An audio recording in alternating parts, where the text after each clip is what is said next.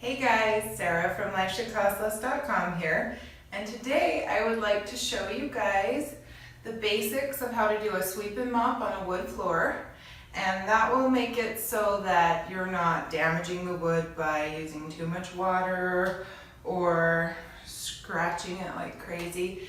Anyway, I'm just going to show you how I do it so you have a basic understanding of a good way to do it.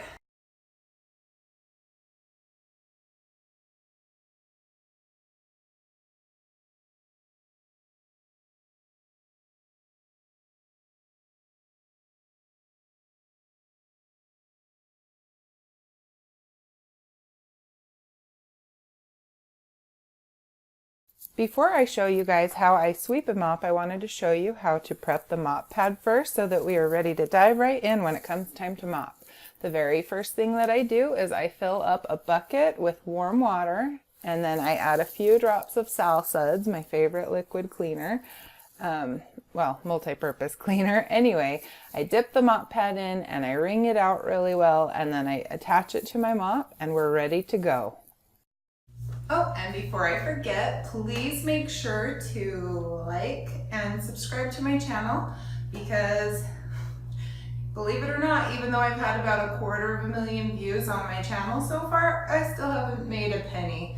So if you could please subscribe and then share, I'd super appreciate it. Thank you. We start out with sweeping. I actually normally use my vacuum and just turn off the brush roller, but I couldn't very well tell you how to sweep a mop without getting out my broom. Talk about being a hypocrite. Anyway, I like to sweep everything into a pile in the center of the floor, and then I just go back around the edges to make sure that I got it all, and then I brush it into my dustpan. Then we are ready to mop using our previously prepared mop. I try to work in rows and apply pressure and mop back and forth until the whole floor has been done. And then if you see me bend down and scratch at something, that is because I am removing the stuck-on things on the floor that aren't coming off. If something's really bad, I will leave the mop pad on it and let it soak for a minute or two, and then I gently scrape it off. You can scrape things off with your fingernail, or a plastic spatula works too. Just be careful not to scratch the wood. If my floors are really dirty or just plain nasty, I put on a fresh mop pad and then do them a second time like I did here in this video. As you can see, the mop pads get really dirty in the process, which means success!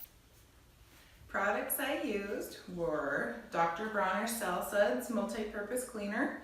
It's my favorite cleaner, and I will have links for that down below, as well as links to several other posts I've done in the past where I use it. And this is my O-Cedar or mop. Anyway, it's my favorite mop. I use it for my wall washing post too. Anyway, and then I have several of these, the mop pads that I bought as well. I have like 3 or 4 of them, and I just take them and wash them, and then I can do all of my hard floors like really fast. I love that they're washable so that we can just keep reusing them. See, they get pretty gross. Well, what did you think? Hopefully you found it helpful. If so, please make sure to let me know in the comments, share it. And also in the comments, you can let me know if there's anything else you'd like to learn how to do. I grew up with a mom that kept a meticulously clean house, so I learned a lot from her, and then I've also learned a lot on my own because I was a housewife for almost 12 years, so got lots of experience. Anyway, thank you so much.